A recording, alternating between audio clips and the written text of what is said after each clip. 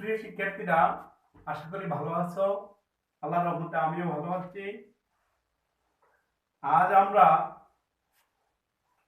অনুসরণী 2-1 10, 14, 11 অর্থাৎ 10, 11, 14 এই তিনটি অঙ্কের সমাধান করব।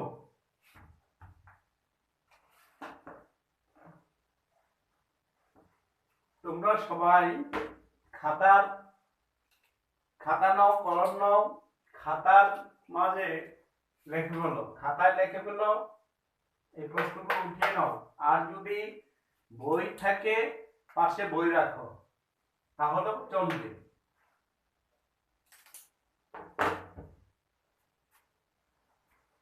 আমরা মুছে দেই। তোমরা বই আছে, বইটা সামনে রাখো।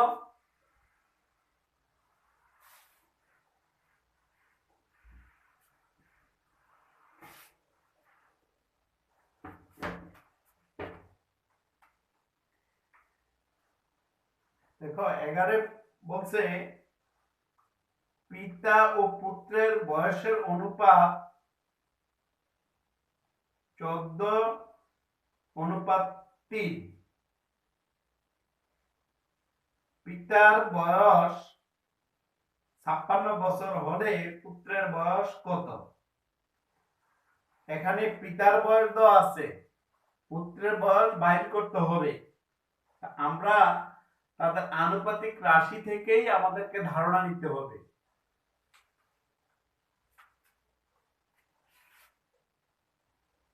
দশ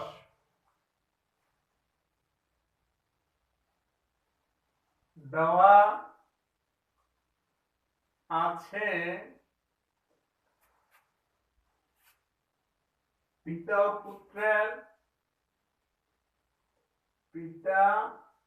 ও পুত্রের বয়সের অনুপাত।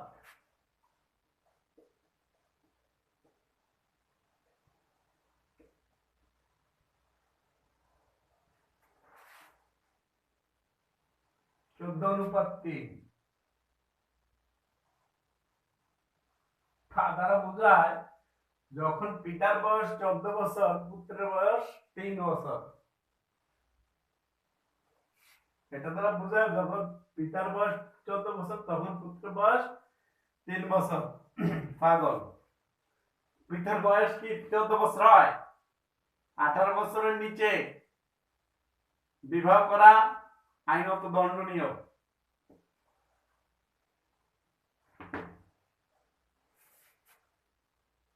এবার আসো আরেকটু আছে কি, পিতার বয়স 56 বছর এবং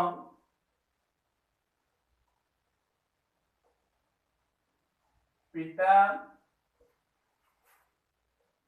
বয়স 56 বছর। তাহলে পিতার বয়স 56 বছর। আর এখানে দেখো পিতার বয়সের আনুপাতিক রাশি হলো 14 আর পুত্রের বয়সের আনুপাতিক রাশি হলো 3। পিতার বয়সের আনুপাতিক রাশি হলো 14, পুত্রের বয়সের আনুপাতিক রাশি হলো 3। আর এখানে দেওয়া আছে আবার পিতার বয়স 56 বছর। এখন পুত্রের বয়স জানো না, তাহলে আমাদেরকে এই আনুপাতিক রাশি থেকে আমরা ধারণা নেব। আনুপাতিক রাশি থেকে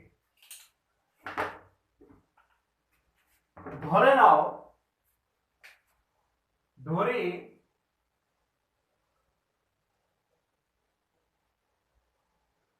পিতা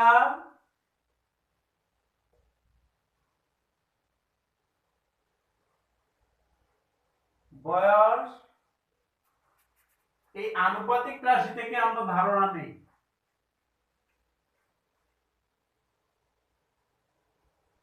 14 ক বছর এবং দেখো পুত্রের আনুপাতিক রাশি কত 3, পিতার আনুপাতিক রাশি 14, এই জন্য বলছি পিতার বয়স 14 ক বছর। আবার পুত্রের আনুপাতিক রাশি হলো 3, এই জন্য বলবো পুত্রের বয়স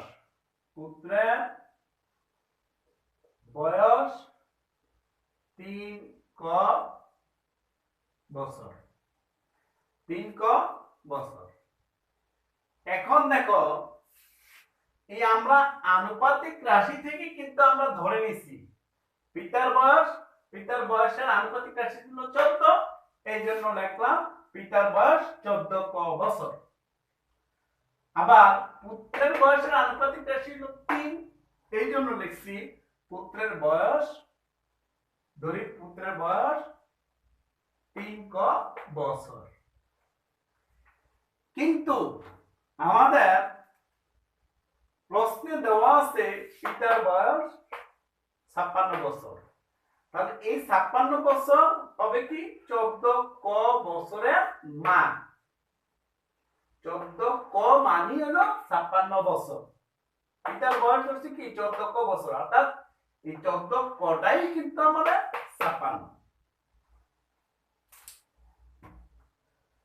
এবার তুমি প্রশ্ন মতে লিখতে পারো কি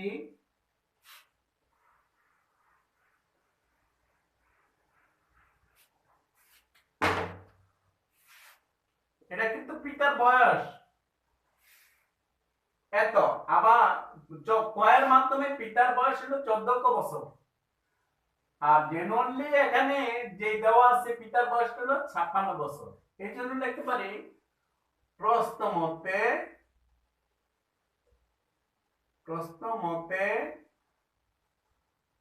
14 ক ইকুয়াল 56,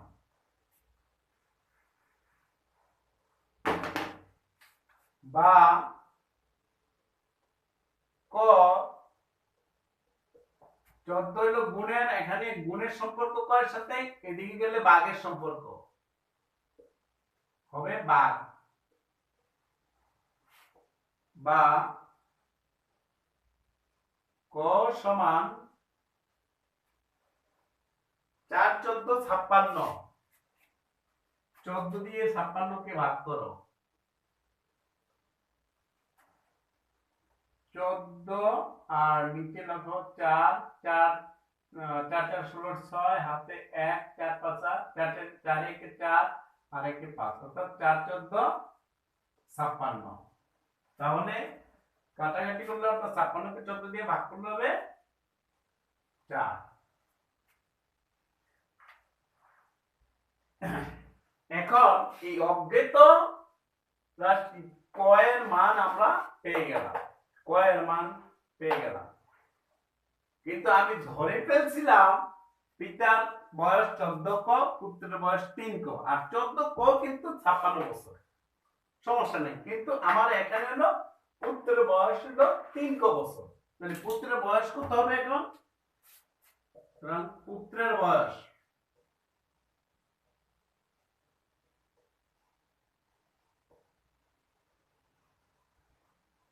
সমান, এখন ছিল আমার 3 ক বছর, আমরা ওই আনুপাতিক রাশি ছিল 14:3, অর্থাৎ পুত্রের ছিল 3, পিতার ছিল 14 আনুপাতিক রাশি, পুত্রের ছিল 3।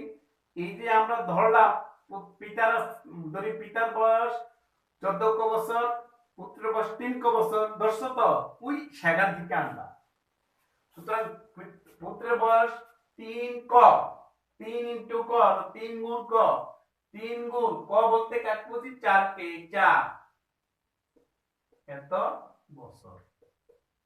এত বছর ইকুয়াল 3 4 হলো 12 বছর।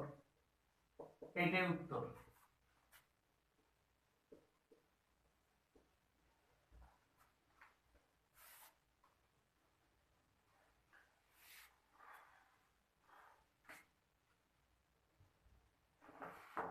এরপরে দেখো এটা মতো, অর্থাৎ একই রকম হলো তোমার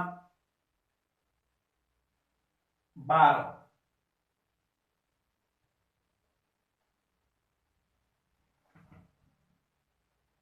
একই রকম হলো 12।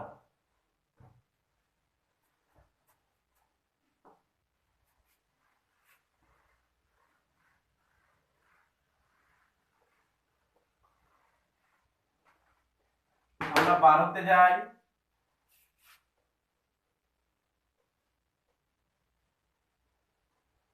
হয়তো বা আমি আগে নাম্বারিং করতে একটু ভুল করেছি, 14 মনে লিখেছি, তোমরা দেখে নিও। 12, 12তে দেওয়া আছে দুইটি বইয়ের মূল্যের অনুপাত 5:7। দ্বিতীয়টির মূল্য 84 টাকা হলে প্রথমটির মূল্য কত?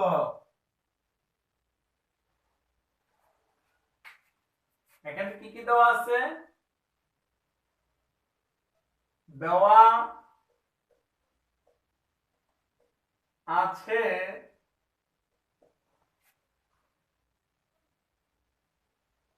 দুইটি বইয়ের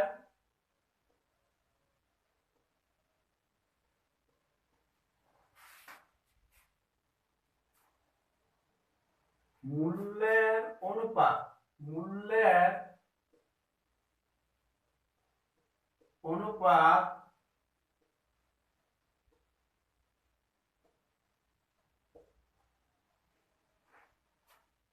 5:7, 5:7।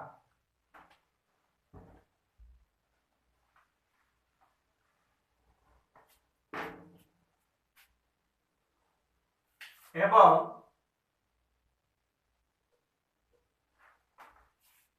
দ্বিতীয় বইটির মূল্য,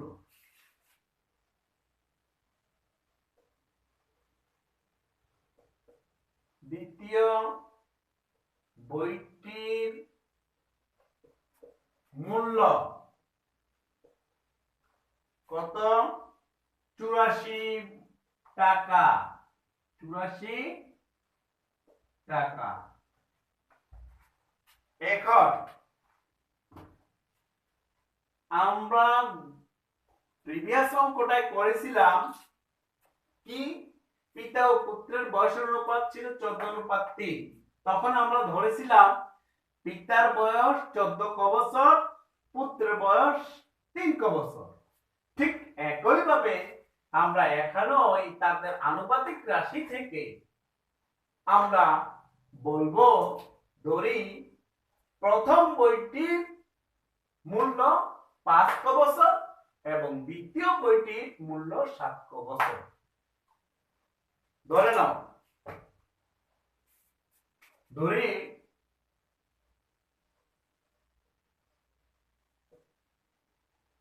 প্রথম বইটির মূল্য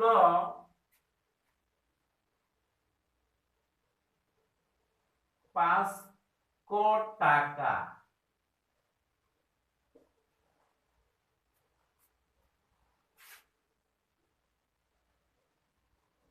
এবং দ্বিতীয় বইটির মূল্য,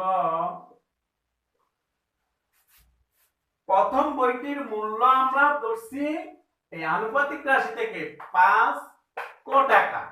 দ্বিতীয় বইটির মূল্য, এখানে দ্বিতীয় বইয়ের মূল্যের আনুপাতিক রাশি হলো 7, তখন আমরা ধরতে পারবো এখন 7 টাকা, 7 টাকা। এখন লক্ষ্য করো, এখানে দ্বিতীয় বইটির মূল্য দেওয়া আছে 84 টাকা, আর এখানে আমি ধরে নিচ্ছি দ্বিতীয় বইটির মূল্য 7 টাকা। তার মানে এই 7 হলো 84, 7 হলো 84।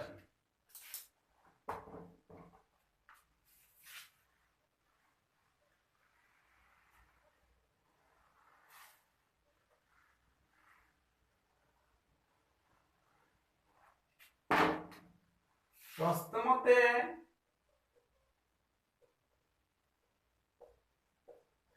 সাত ক দ্বিতীয় বইটির মূল্য কিন্তু দেওয়া আছে, আর আমরা ধরে নিছি 7 ক বইয়ে আছে 84 টাকা, 84 লিখবো। 7 ক ইকুয়াল 84, 7 ক সমান 84। যেহেতু আমি তাদের আনুপাতিক রাশি থেকে ধরছি যে প্রথম বইয়ের মূল্য 5 ক টাকা এবং দ্বিতীয় বইয়ের মূল্য 7 ক টাকা, এখন তোমার বইও কিন্তু দ্বিতীয় বইটির দাম আছে কত? 84 টাকা। এই জন্য আমরা ধরে ফেলছি 7 ক বই 7 ক হবে 84 টাকার সমান। এই কারণেই আমরা প্রশ্ন মতে 7 ক ইকুয়াল 84 লিখতে পারলাম। বা এখন 7 ক এর সাথে গুণের সম্পর্ক, ক সমান গুণের সম্পর্ক হলে সাইড পাল্টাইলে গুণ হয়ে যাবে ভাগ, অর্থাৎ ভাগ হয়ে যাবে, ভাগের সম্পর্ক হয়ে যাবে, নিচে বসবে, নিচে বসলে এটা ভাগের সম্পর্ক বোঝানো। বা ক সমান 7 দিয়ে 84 কে ভাগ করো, 7 থেকে 7 থাকে 1, ভাগের সময় বিয়োগ। এখন এখান থেকে 1 যাবে না, 4 নিয়ে ভাজ্য থেকে 4 নিয়ে আসি 84, ভাজ্য থেকে কোনো কিছু নামাইলে তাকে ভাগ করা ফরজ। 7 দুগুণে 14, তাহলে ভাগফল হলো কত?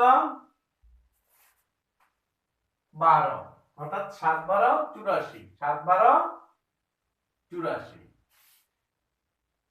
এখন আমাকে কিন্তু চাইছে প্রথম বইটির মূল্য কত। তাহলে প্রথম বইয়ের মূল্য কিন্তু আমরা ধরেছিলাম 5 ক টাকা। প্রথম বইয়ের মূল্য খাতা দেখো 5 ক টাকা আমরা ধরছি কিনা। হ্যাঁ, তাহলে আমরা বলবো সুতরাং প্রথম বইয়ের মূল্য, প্রথম বইয়ের মূল্য ইকুয়াল 5 ক টাকা ধরছি, তাহলে 5 ক এর মান হলো 12 এত টাকা। ডিয়ার ভিউয়ার্স, অবশ্যই ভালোভাবে দেখবে, একই নিয়মে সব অঙ্ক। এখানের অঙ্কগুলো আমরা সিমিলার নিয়মে করব, না হলে কিন্তু বিপদে পড়বা।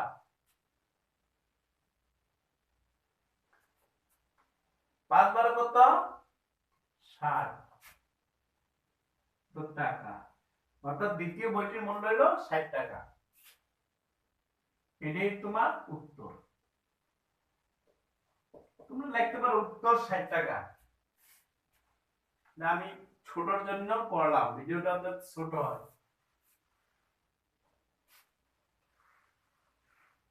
মুছে দেই।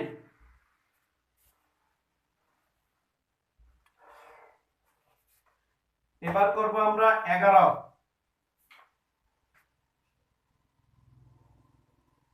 দেখো 11তে বলছে দুইটি সংখ্যার যোগফল 630, এদের অনুপাত 10:11, সংখ্যা দুটি কত? দেওয়া আছে কি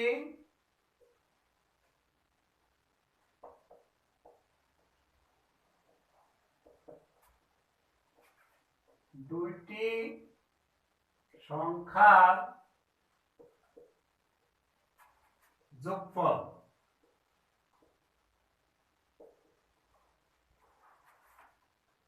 630,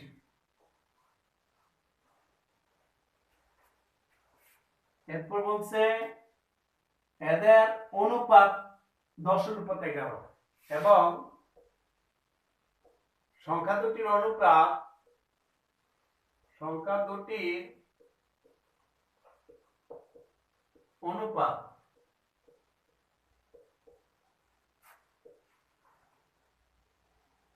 10:11, 10:11।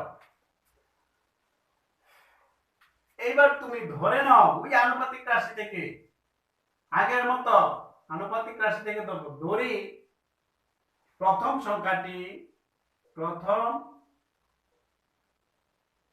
বা ছোট সংখ্যাটি, কারণ প্রথম সংখ্যা না নিয়ে যেহেতু দেখো 10 আর 11 এটা অবশ্যই ছোট, এটা বড়, তাহলে আমরা বলি ধরি ছোট সংখ্যাটি, তাহলে সুন্দর হয়। ধরি ছোট সংখ্যাটি, ছোট সংখ্যাটি হলো 10 ক এবং বড় সংখ্যাটি 11 ক। বড় সংখ্যাটি হলো 11 ক। এখন দেখো দুইটি সংখ্যার যোগফল বলছে, ছোট সংখ্যাটা কত 10 ক আর বড় সংখ্যাটা ধরছি 11 ক। ছোট সংখ্যাটা ধরছি 10 ক, বড় সংখ্যাটাকে ধরছি 11 ক। এখন এই দুইটার যোগফল কিন্তু 630, অর্থাৎ ছোট সংখ্যা এবং বড় সংখ্যার যোগফল কিন্তু 630। তাহলে আমরা লিখতে পারি প্রশ্নমতে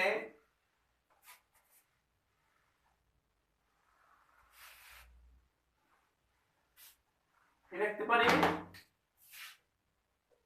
প্রশ্ন মতে 10 ক যোগ 11 ক সমান 630।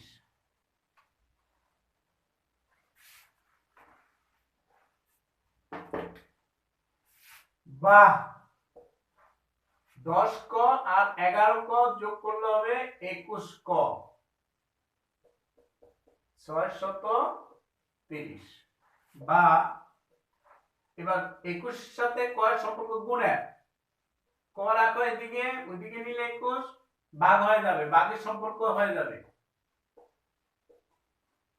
বা 3 11 কিন্তু 63, 3 11 63 আর 0 0, তোমরা ভাগ করে দেখবে, সাইডে ভাগ করে রাফ লিখে ভাগ করে দেখবে।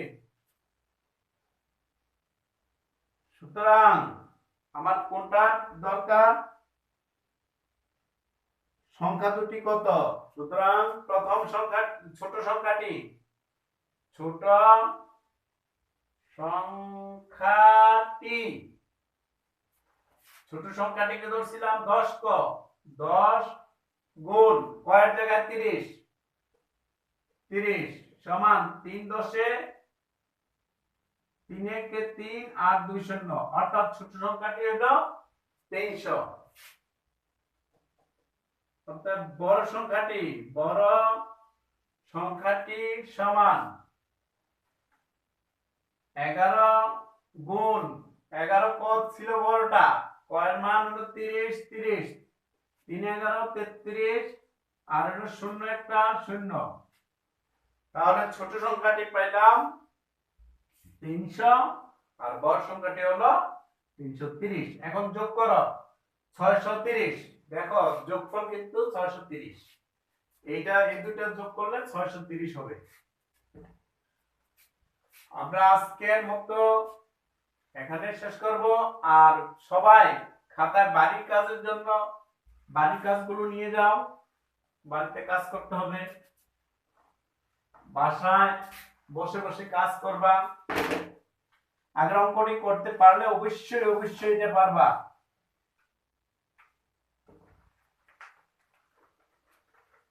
হোমওয়ার্ক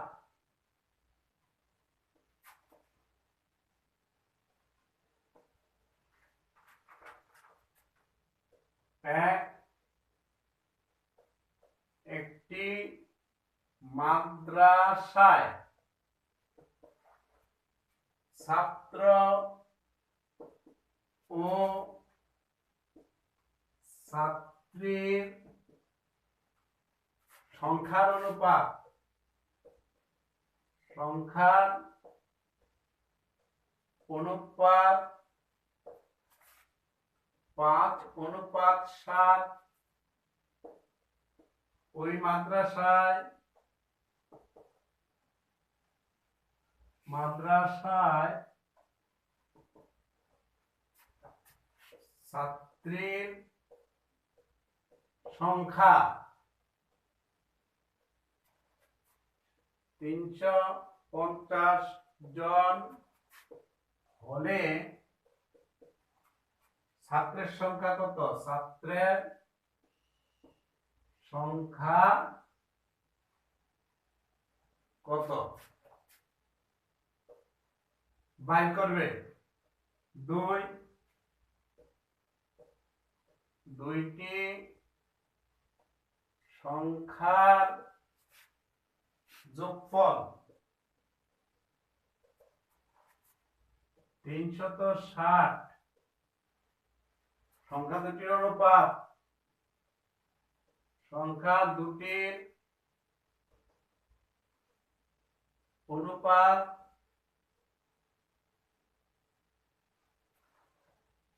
সংখ্যা দুটির অনুপাত 4:5 হলে